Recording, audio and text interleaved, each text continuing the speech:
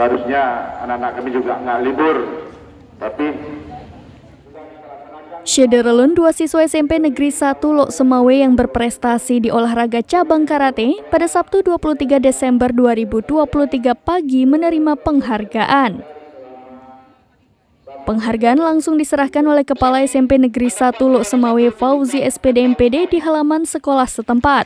Kedua siswa itu adalah Gaisan Elfansyah siswa kelas 7D dan Teguh Bintang Arika Safli siswa kelas 8B. Sedangkan prestasi terbaru yang diraih kedua siswa itu di cabang karate, untuk Gaisan Elfansyah mendapat medali emas kelas komite minus 50 kg pemula putra pada kejuaraan karate Piala Pangdam Iskandar Muda di Banda Aceh, dan medali emas kelas komite minus 50 kg pemula putra pada kejuaraan Forki Aceh tahun 2023 di Banda Aceh.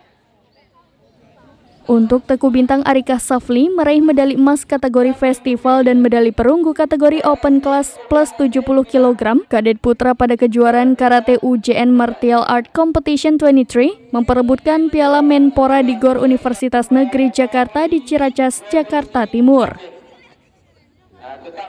Serta meraih medali emas pada kelas komite plus 68 kg kadet putra sekaligus Best of the Best kadet putra pada kejuaraan Forki Aceh tahun 2023 di Banda Aceh. Kepala SMP Negeri 1 Lok Semawe Fauzi SPD MPD menyatakan pemberian penghargaan ini merupakan sebuah bentuk apresiasi dan dukungan pihak sekolah terhadap siswa yang berprestasi. Dipastikan juga, setiap tahun ajaran baru pihaknya selalu menerima murid baru melalui jalur prestasi dan pastinya tidak terbatas pada prestasi akademik saja. Pada sesi tersebut juga dibagikan hadiah bagi para siswa yang menjadi juara pada perlombaan OSIS Cup antar kelas di tingkat SMP Negeri 1 Lok Semawe. Dari Lok Semawe, Saiful Bahri, serambinews.com. Download Tribun X sekarang, menghadirkan lokal menjadi Indonesia.